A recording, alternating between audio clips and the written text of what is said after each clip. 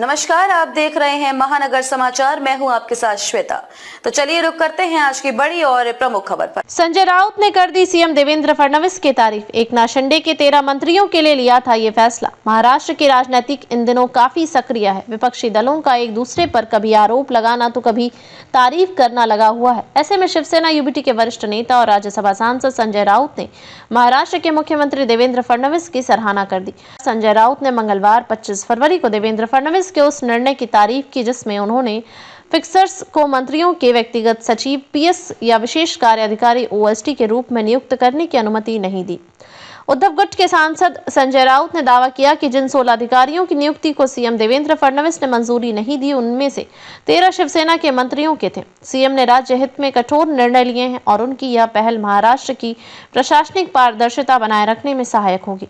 संजय राउत का दावा, रोकी गई नियुक्ति में 13 शिवसेना के मंत्री। मीडिया से बातचीत के दौरान राउत ने कहा, मेरे पास उन 16 पीएस और ओएसडी के नाम हैं जिनकी नियुक्ति रोकी गई है।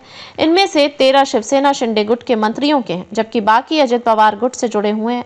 फडणवीस सख्त फैसले ले रहे हैं। राजनीतिक मतभेद हो सकते हैं, लेकिन हम राज्य हित में लिए गए सही फैसलों का समर्थन करते हैं। राउत ने यह भी आरोप लगाया कि जब एकनाथ शिंदे मुख्यमंत्री थे जून 2022 से नवंबर 2024 तब मंजूर किए गए कुछ परियोजनाओं में बड़े पैमाने पर भ्रष्टाचार हुआ था। उन्होंने कहा कि फडणवीस ने उन परियोजनाओं को रोक कर राज्य की आर्थिक लूट को बंद कर दिया है। देवेंद्र फडणवीस का रुख स्पष्ट। मुख्यमंत्री फडणवीस ने सोमवार 24 फरवरी को स्पष्ट किया कि उन्होंने कैबिनेट मंत्रियों द्वारा सुझाए गए 125 नामों में से 109 को मंजूरी दी है, लेकिन 16 नामों को अस्वीकार कर दिया। उन्होंने बताया कि नामों को अस्वीकार करने का कारण यह था कि या तो इन अधिकारियों पर जांच चल रही है या फिर वे प्रशासनिक गलियारों में फिक्सर के रूप में बदनाम है। फडणवीस ने कहा, जिन 16 अधिकारियों की नियुक्ति को मंजूरी नहीं दी गई है उनके खिलाफ किसी न किसी प्रकार की जांच चल रही है या फिर वे फिक्सर्स के रूप में कुख्यात हैं। राजनीतिक हलचल तेज।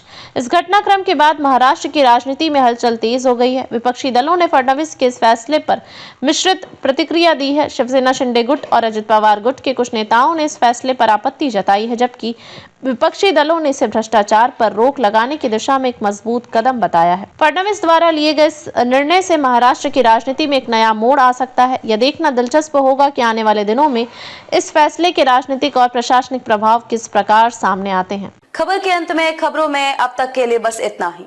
फिर होगी आपसे मुलाकात ऐसी ही बड़ी किसी खास खबर के साथ। तब तक के लिए नमस्कार और देखते रहिए महानगर समाचार।